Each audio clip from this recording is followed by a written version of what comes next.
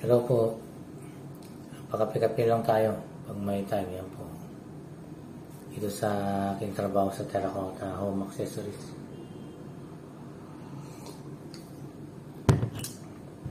Ito pong trabaho ko ito ay pinaka magana trabaho sa lahat na na-experience ko dito sa Kuwait. So,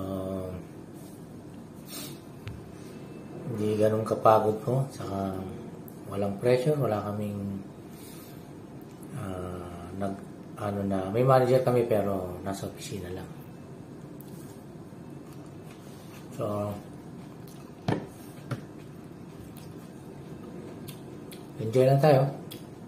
Minsan may talagang buhay. Minsan masarap. Minsan mahirap din.